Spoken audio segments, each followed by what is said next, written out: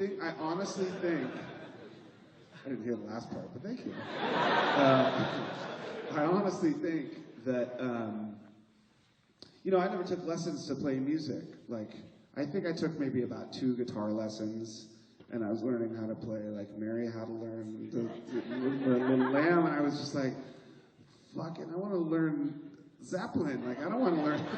So I just sort of figured it out by myself. And the same with drums. I didn't take lessons to do that.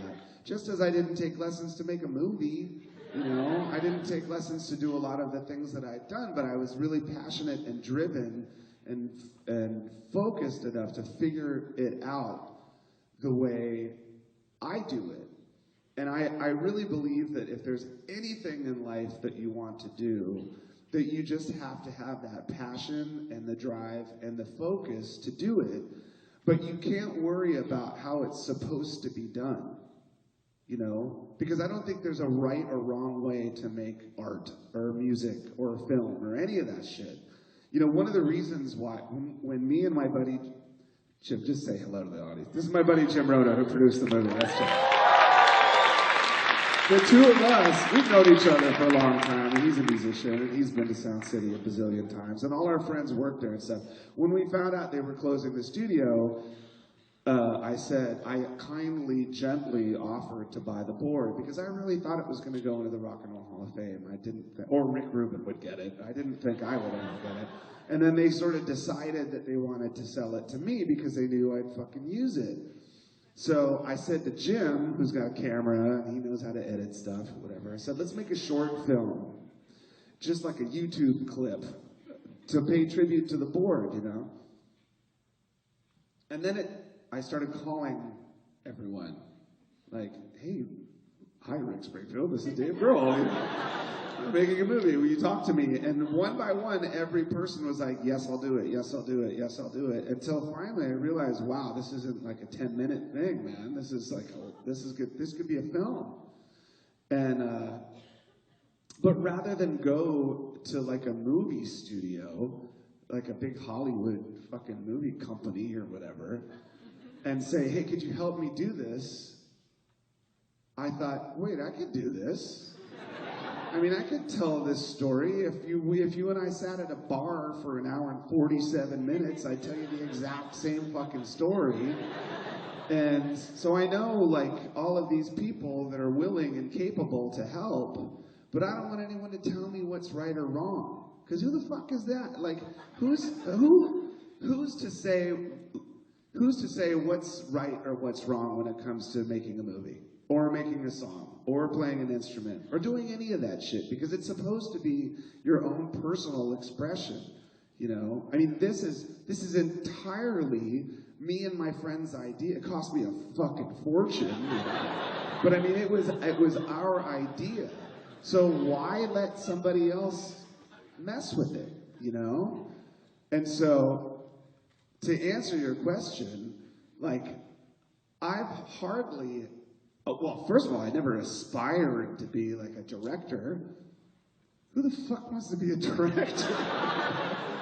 You know? I mean, when I was a kid, I wanted to be the best drummer in the Washington, D.C. punk rock scene. That's all I wanted in life. I worked at a furniture warehouse, and I was like, that was cool, but if I could be the most kick-ass drummer, you know, there were just like personal goals or whatever. But I really honestly believe, and you know, it goes along with the message of the film, that the accessibility and availability of the technology today, any of you could do the same thing with your fucking phone.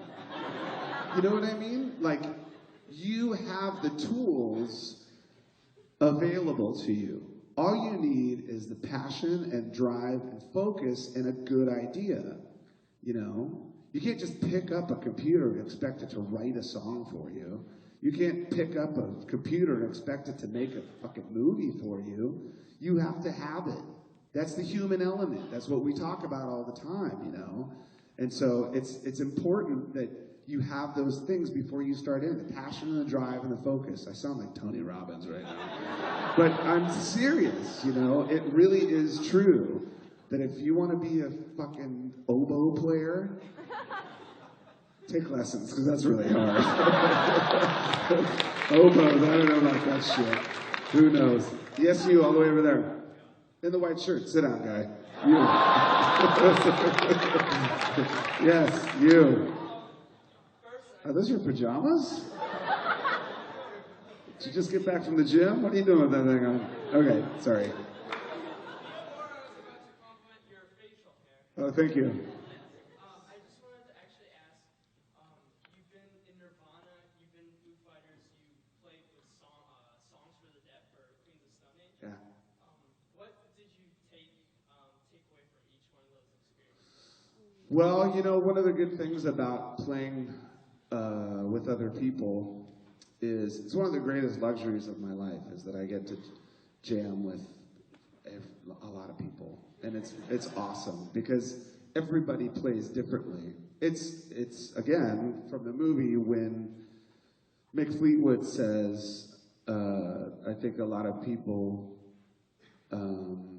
you think that you could do it by yourself. You can do this by yourself, all on your own, but you'll be a much happier human being if you do it with other human beings. Part of that is when you play with different people, nobody plays the same, you know? Like Josh from Queens of Stone Age, he plays guitar a lot different than John Fogerty. And Fogerty's different than John Paul Jones. John Paul Jones is different than Paul McCartney. And it's like everybody plays differently. And so when you play with that person, you play differently. You don't always do the same thing. And so you learn from the people that you play with. And it's like you wind up with this big bag of tricks, you know? And it just makes you, like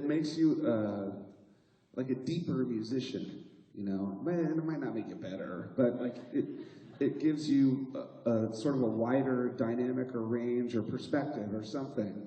It's good. I mean, it's like, I feel so bad for the guys in U2 that they've never fucking jammed with anybody else, you know? It's like, why don't people in bands jam with other people in bands, you know? Don't get stuck in the same thing. So, yeah, so it's one of the great things about jamming with other people is that everybody plays differently, and it's really pretty awesome. Okay, next question. You with the hat in the air. Three-part question. Sorry. God. What is this, a college? Sorry. First, what is your favorite song ever recorded on that absolutely beautiful meat board? On that board? Why? Oof, that's tricky. And then, do you want to make some music later tonight? I do. I do. But no. My favorite song on that board, shit, man.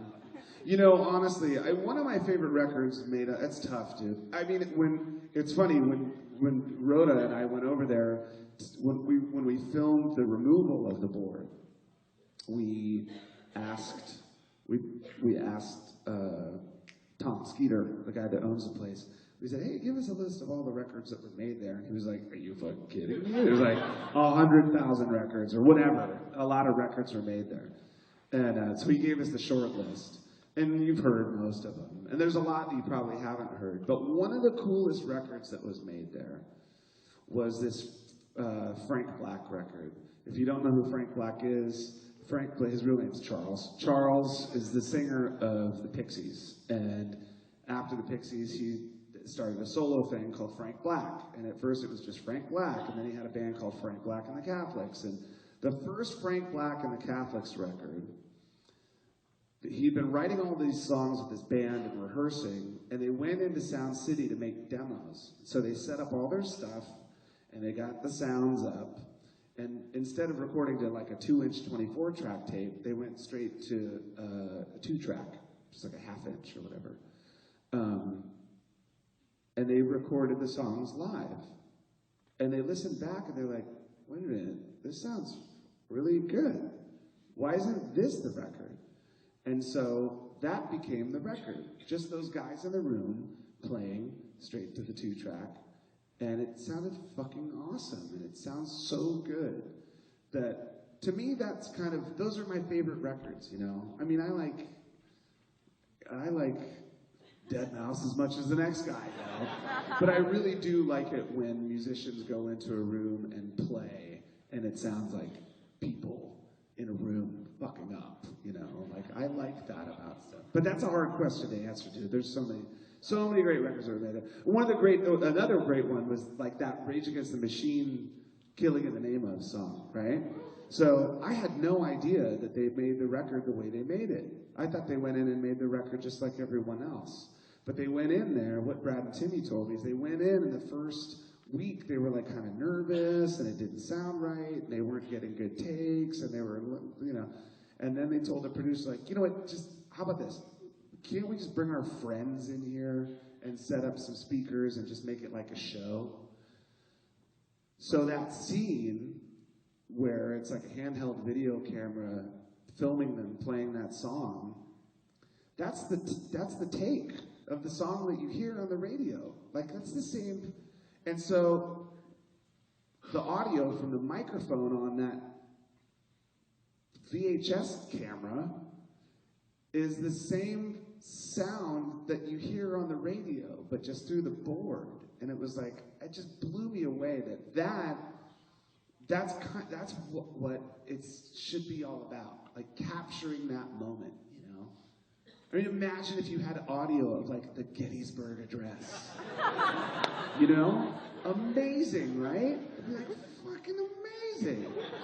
I consider that to be the same thing. It's a moment in time that's been captured and shared with the world and has inspired millions of people to pick up instruments or pick up a book or pick up a record or whatever. I think that's pretty awesome. Next question. You, rocker guy. After 30 plus years in the music industry, I'm sorry, after what? After 30 plus years in the music industry, just playing around at all the gigs. 25. Let's keep it. All the bullshit, the drugs, the partying, Yeah. around you not being reliable, music, you know, just all the other bullshit Musicians. you have to deal with. How have you got through that? Like when Scream broke up in LA, Yeah. you were penniless there. How did you move on? I mean, honestly, you know, music, a lot of people, when people ask me about, like, career advice, like, I'm an aspiring musician. Well, what advice do you have for me, like, a career in music? I'm just like, you know, you have to be happy playing music just for the sake of playing music. You just do, because, like, when I was in Scream or when I was a musician back in Virginia, I was fucked, dude. I'm a high school dropout. I worked manual labor. I couldn't even get a job in an office, you know? But I got to play music on the weekends, and that made me happy, and I wrote songs and played with other people, and because I was playing that punk rock music, I just never even imagined I could have a career in music. Like, I just never, because who the fuck was going to listen to that in 1987? Like, you know, people like Michael Bolton and stuff like that. There's no way me and my friends were going to have a band that could ever pay the rent. It just wouldn't happen, you know? But it was okay, because we just liked playing music. And I quit doing drugs when I was like 20 years old. I'll smoke weed maybe like twice a year.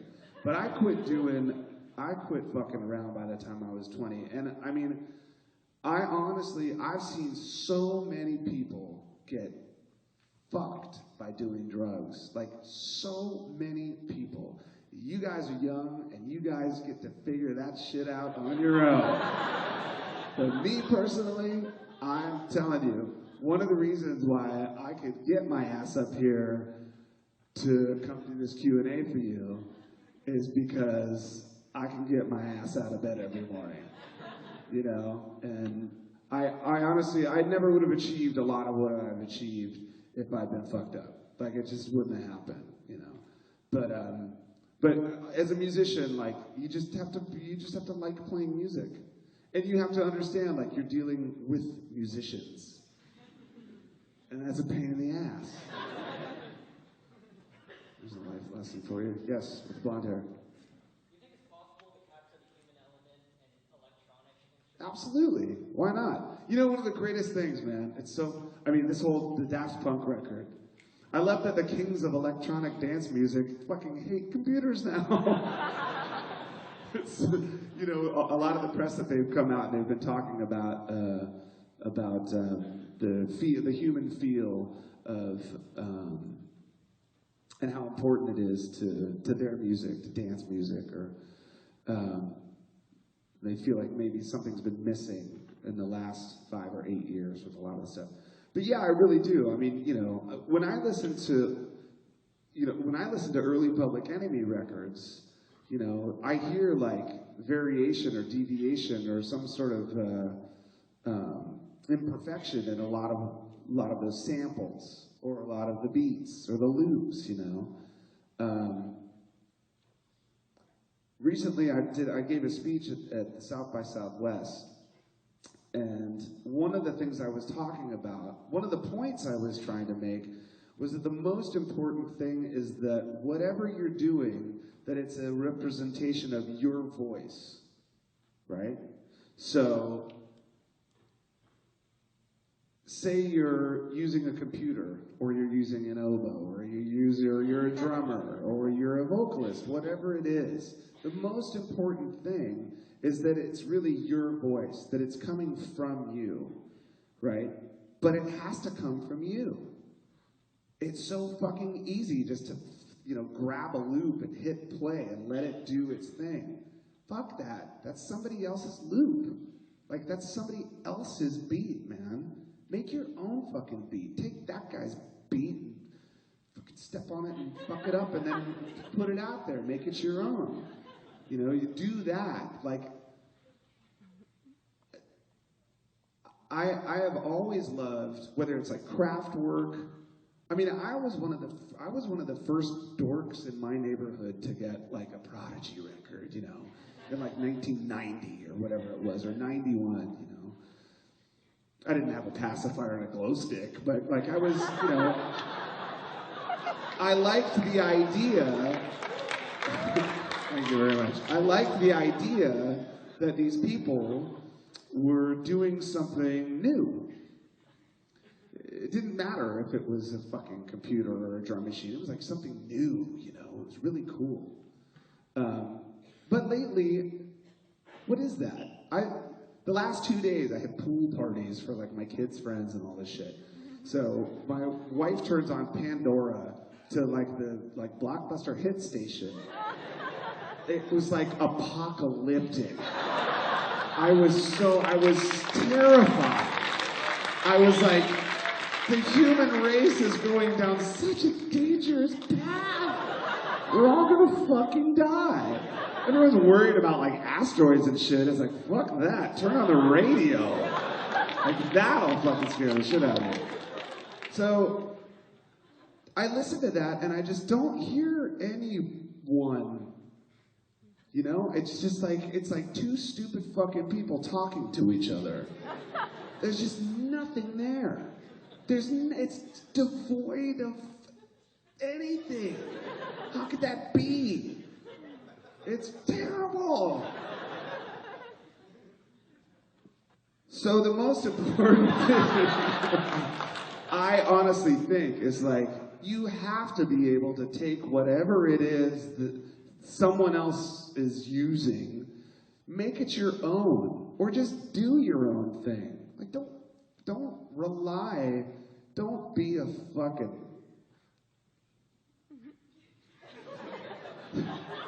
Don't get me started. You know, but that's, you know, I do believe that that you could do incredibly, that you could do something new with whatever instrument it is that you're using. And Trent makes a great point in the movie too, where he's like, you know, now that this is available to everybody, is there a whole lot more great music out there? Not really, because you have to have something to say, and you have to have a voice, and I think that's the most important thing, you know, not just to like hit play and go, hey, check it out, look at that. Yes, down here. If you could have been in one band throughout the course of history, what would it have been and why, and not Creed? You know, I've been lucky enough to have jammed with all the great people that I've jammed with, so I couldn't ask for more, like, you know, Led Zeppelin.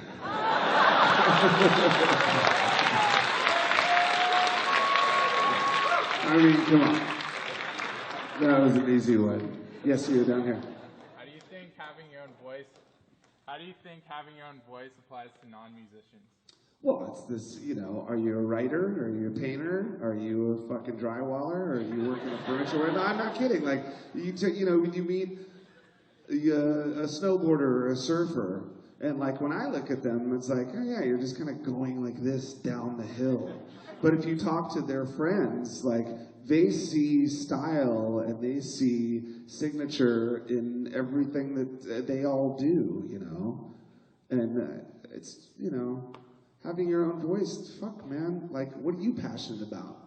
Go inspire other people to be passionate about it too. You know, that became a mission with this movie. At first it was like, wow, let's make a rock documentary. And then it was like, no, wait.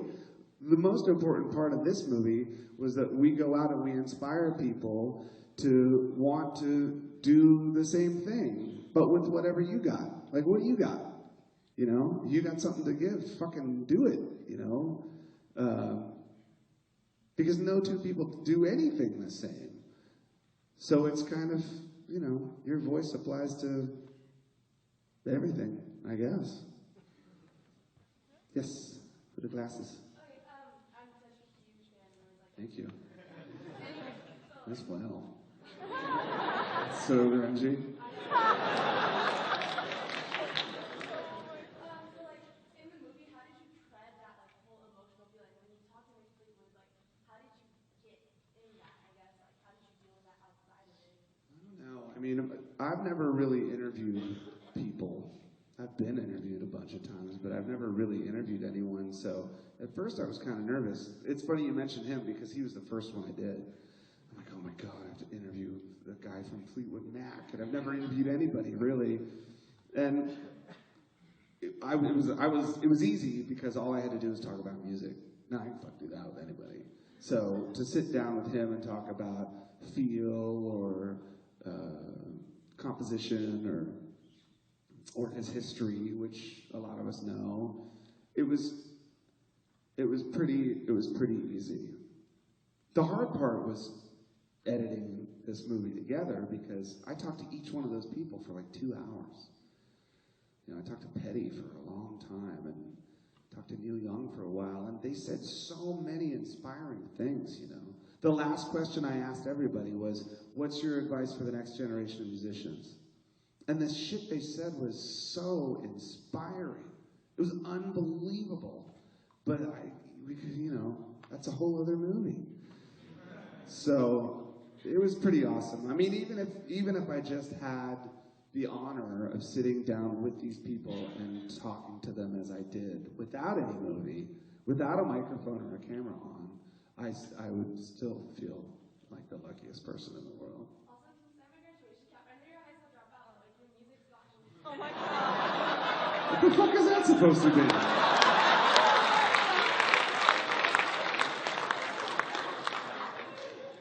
I'll think about it. Yes, you. Please be gentle. Okay, don't call me a high school dropout. Thank you. So, I mean, the film talks about that human element of music. Was Yeah. there a certain, like, event or moment in time where you thought that was being lost, or was it like a gradual, intuitive thing as you've been a musician? She's asking about the human element of music and if there was a time where I started to feel like that was being lost. I mean, it's funny, as a drummer, like when I grew up, my favorite drummers were crazy, you know. Keith Moon from The Who, like he always played drums like he's just insane. It made no sense. He would never do the same thing twice. Or John Bonham, greatest rock and roll drummer of all time, as far as I'm concerned. But you know, he wasn't a perfect drummer. His tempo would move. There was ebb and flow to it, and you listen to live bootlegs, and there's like, you know, he's just out of his mind, which made him awesome, you know. And so probably like around 98 or 99, most recording studios started getting Pro Tools. And people started realizing the ability or what these things could do, you know. And it was nuts. Like the options to manipulate a performance were endless. You could do anything. You could take someone who couldn't sing and you could put them in tune, or you could take a drummer whose tempo was like this and straighten it out. And then, so somewhere along the line, that became the norm. Like, you turn on the radio and you would hear everything was getting like tooled, you know. And my first reaction was like, oh my God, who are the kids, who are the youth of today? The kid drummers, who are they going to look up to? You, Dave. Thanks.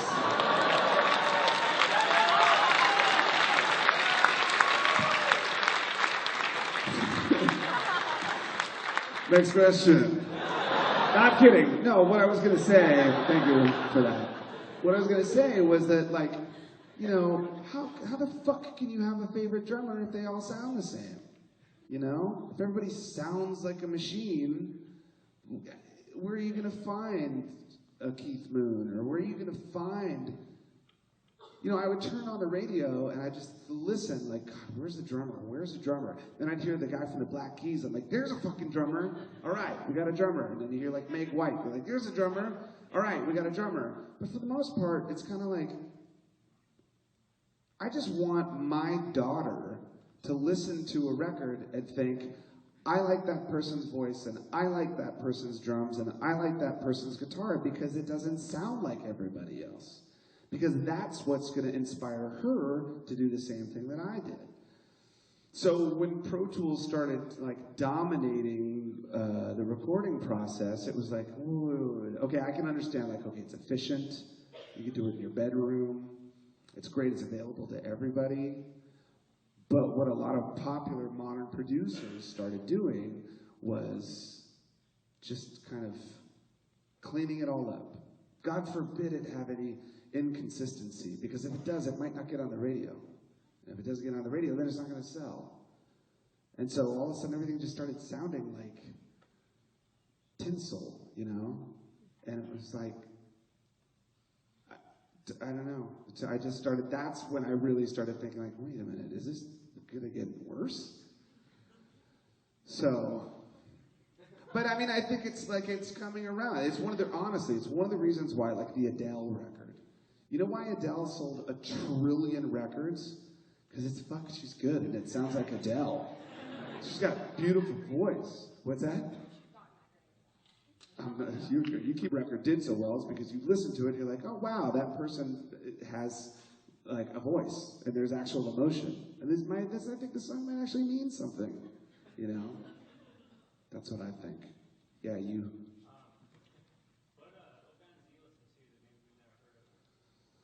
You know what I really like that I just got? Okay, there's one band that I know nobody's ever heard of because fucking they've made one record and disappeared. They're called Late of the Pier, P-I-E-R. You know Late of the Pier? How rad is that record? It's amazing. And then they just disappeared. They were like kids. They're like 18-year-old kids that made this crazy record that's so good. And nothing ever happened to it, and it's such a drag. I really like that Japanese band Mono. Do you know about Mono? We know Mono. Mono's awesome. I mean, but honestly, and I'm not fucking kidding around, I like that Gentleman song by Psy, too, so I'll listen to tons of shit. So there's lots of music that I like. Yes, you over there in the corner.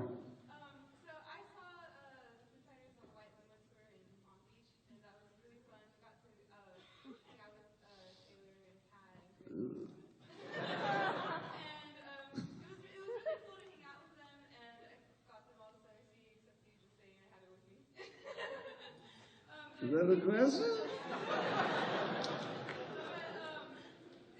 Did you get like positive feedback from that? And do you think it's something that you would do again with another band?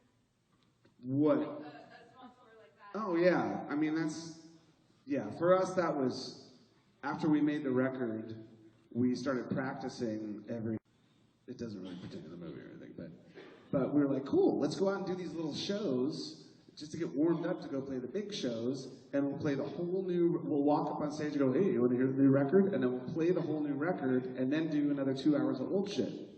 So we were sitting with the people at our management company, who we've been with for 25 years, and we're like, here's what we're gonna do, we're gonna play the whole record when we get, you know, in these little clubs. And they're like, I wonder what the repercussions of that would be. Like, it's going to be on YouTube, and people will hear it before it comes out. I wonder if that's... It was like, what's the big fucking deal? If it's any good, it'll make people excited to go get it. The end. I didn't really know where I was going with that. But yeah, maybe someday. That would be fun. Yes, you... Yeah.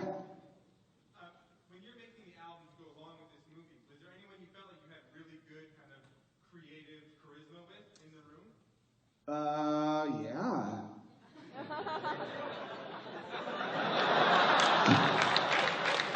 Yep. Couple. I mean, yeah. I'm just kind of thinking right now.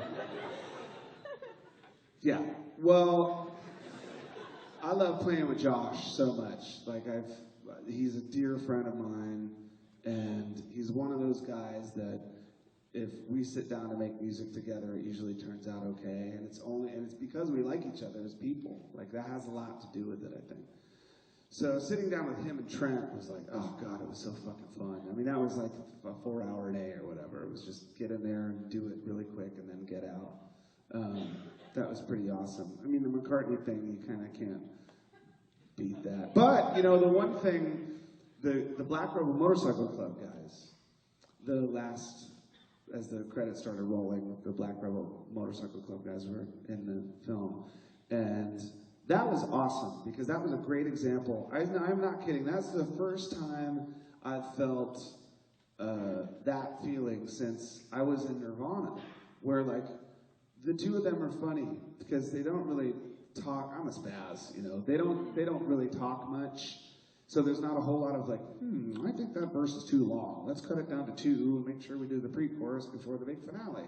Like, they don't talk about stuff like that. You just start playing and the song becomes the song, which is a great way of doing it. There's a great purity to that there's no like sort of contrived thought. It's just like, it's like a divining rod, you know, like, oh, the song's going here, I'll go there too. And that's the way that song came together. Then it's those songs that you're usually most proud of because it's entirely instinctual, or it's a great representation of, or expression of whatever you're feeling. So those guys are really pretty awesome. Yes, red shirt man. I have a question about like songwriting and I guess the creative process in general. It seems like anyone who really, really loves music can like completely different kinds of music, from Slayer to Glenn Miller, Yeah. just as much, and feel just as connected to it, just as inspired by it. Yeah. So I'm wondering, how do you think all these different inspirations and influences kind of distill down and manifest into what you make, what your sound? Well, I think that when you listen to music, there's a reason why you connect to certain music, you know? One of the greatest things about music is that even without a lyric, you can tell if it can make you feel a certain way. Like, you'll hear a song and it sounds sad. Well, what does that mean? Why does a song sound sad? Is it because is it a minor chord that makes it seem melancholy or sad? Or if something's major and like with an upbeat tempo, why does that make you happy, you know? And so it's like, for that reason, I think you connect with songs because of something inside of you. You know, there's a reason why I like Psy. You know, because I connect. I can really relate to him or whatever. But, you know, I mean, there's something about like that in every song. And you recognize that feeling, and that feeling recognizes you. And I don't know. I mean, I don't know. I mean, it's kind of a mystery, you know? Like, I know that I play the drums the way I play the drums because I listened to Led Zeppelin records for like 13 hours a day for 6 years of my life, you know. But there's other things that you like will just pop out of your head every once in a while, and you're like, where did that come from? Oh yeah, that's, you know, Jerry Rafferty's Baker Street, and it was just stored in the back of my mind, and I'm unintentionally ripping him off, you know. So I think that everything you hear and do just kind of stays back here and eventually just comes out somehow. Okay, I'm going to answer a couple more. Yes, you. You. No. You. What are your other passions? Do you have any other passions? Nope. Not really. No, I don't. You know, it's funny because I always like, I want a fucking hobby or something else, you know. I wish I could like whittle wood or fish or something. I just don't want to. I want to play music. That's pretty much it. Yeah. The Velvet Jones? I don't remember why we picked Velvet Jones. Probably Shiflett. Our guitar player, Chris Shiflett, is from up here. And I think that's why we picked it. It was fun. It's a good place to play. Yes, you. Yeah. Since technology has become so dependent in everyone's lives today, Yeah. especially in music, what are some of your personal views on the future generation Of musicians? of music, like in general? You know, okay, I gotta tell you. I'll tell you two things. I don't know if it's gonna make any sense.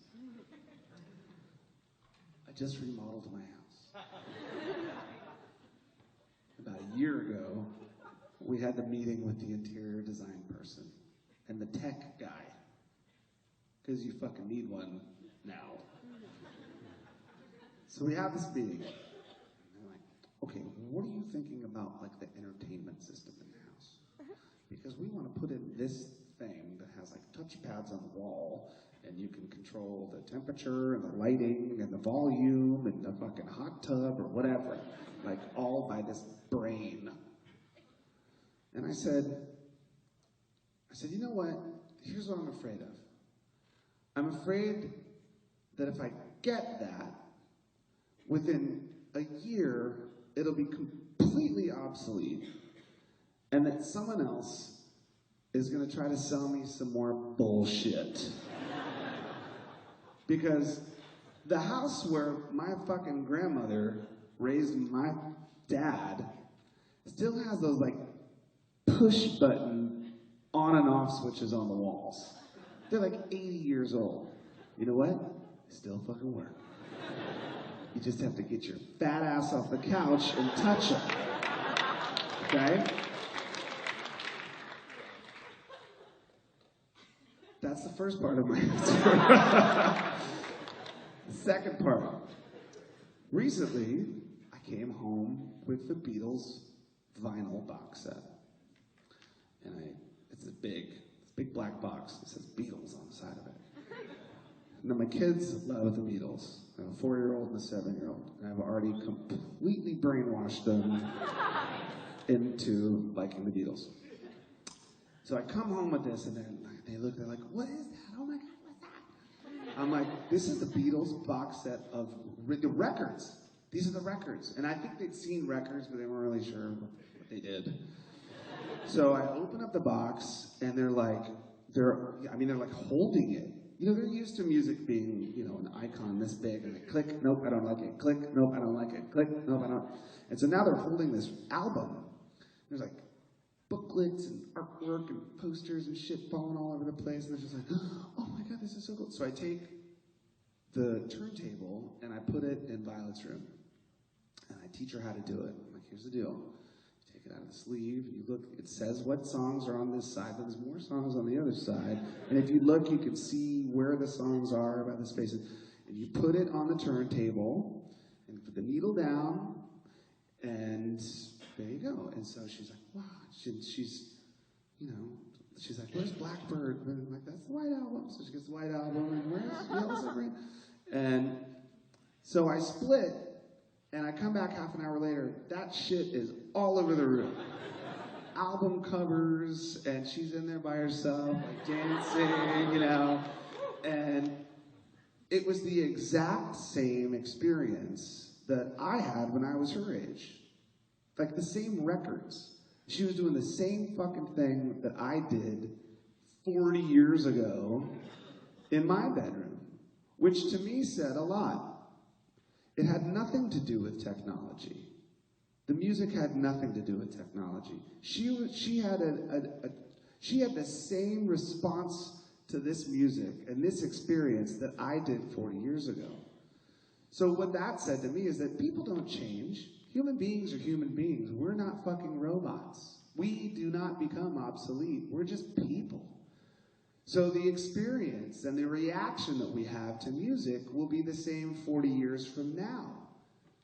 There might be a different way to listen to it, or there might be a different, it'll be a completely different world. But the response and the experience that we have with music will always be a human one. Our end of the deal will always be a human one. So, I don't really think that popular music is apocalyptic nightmare shit, I just I'm just waiting. I'm waiting for my daughter to do exactly what I'm doing. I'm waiting for her to grab some friends and go in the garage and start a fucking band and sound like crap and then write a good song and then play a good show and then become the biggest band in the world. Because that's how it happens. You don't need to stand in line and then go sing to some celebrity judges on a TV show and have them say nope, you're not good enough. Fuck that. 'Cause that's not how it works. It might seem like maybe that's been how it is in the last 4 or 5 years. Just wait until everyone's entirely fed up with that shit. And you'll get some kid that'll do exactly what I said. Be a badass that goes into his garage with his friends and fucking makes the best record you've ever heard in your life. Because that's exactly how it happens. Okay, I'll do 2 more questions. Guy in the red shirt right there.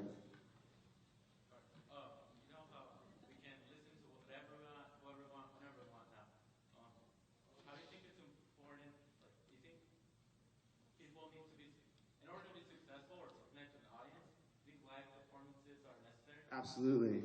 I honestly believe that that's the best way to just be a musician. Because you know what? If you play live and nobody wants you to see you play live, then maybe you should do something else. If you're really good at what you do, people will come and see you do it. It just happens that way, I try to explain that to people, and sometimes they just don't get it. Wait a minute, how can you be, how can you be successful as a musician? It's yeah, go, if you're really great, man, go play as much as you can, because you'll get better, too, you know that. The more you play in front of people, the better you get. And the more people you play in front of, usually the more people you play in front of. And the more people you play in front of, the more people you play in front of. So I think that live performances, because also what's more awesome than watching someone with an acoustic guitar? It's like a piece of wood with some strings on it. Just fucking tearing it up. Real shit. That will inspire someone to want to play music. Wow, I could do that too. That's all I need to do? Is pick up an instrument and do it? Without all the smoke and mirrors and shit. To really go play. I think it's totally important. I think it's one of the most important parts. Yeah, you right there. I want to first say that on the inspiring part, my band is here. Yay, band. Yeah. Don't suck. So we were talking about how we want to play now. But, Good. Quick question. Do you have pre-show ritual? Pre-show ritual? That you've done for forever? Honestly, it's 3 Coors Lights. A shot of Crown Royal. Nowadays with the Foo Fighters, it's we play these long shows, man. They're 2.5 or 3 hours long. They're long. And at my age, maybe a couple Advil too. But just, you know, I think the best way to warm up for a performance is to laugh. Like, with our band, you know, we've been friends for a long time. We're like a family, you know. Bands are like, they're usually just sort of like gangs, you know. And so our best shows are usually the ones where we're in a great mood when we get on stage.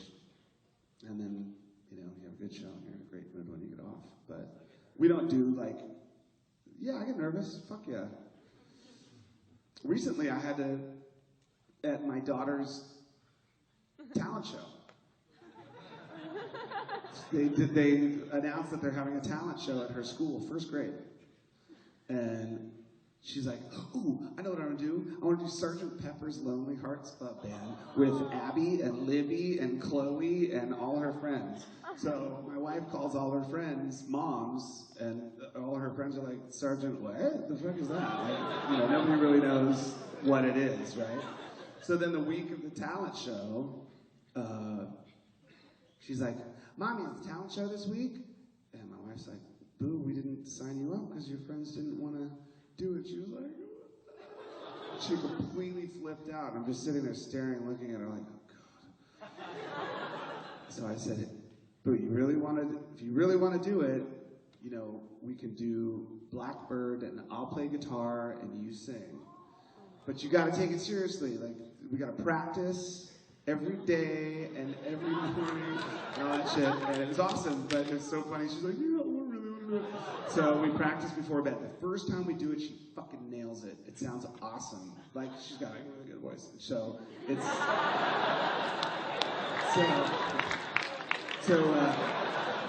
So the next morning, I wake her up and I'm like, it's time to go to school. It's fucking 6:15 in the morning. I wake her up and she's like, Daddy, we should practice. And I go, you want to practice right now? She goes, no, my voice isn't warmed up. And then she nailed it. It was awesome. That was great. I think my younger cousin either followed or came before that talent show. Oh, really? Yeah, we blew the roof off the joint. That's how we do. Way in the back.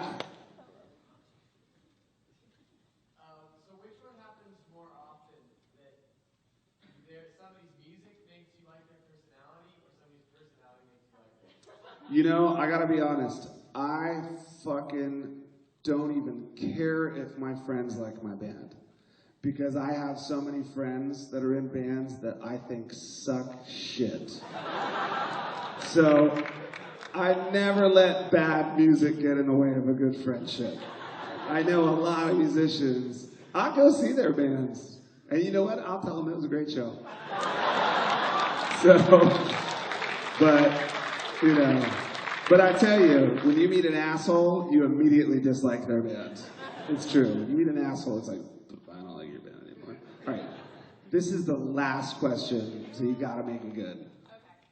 In the film, the Need Board is a central character. And Yeah. It tells a story of its past and its present. What's next for the board as a character? Well, it's in my studio. So she's asking about the board, and that was the central character, and what's next for the board.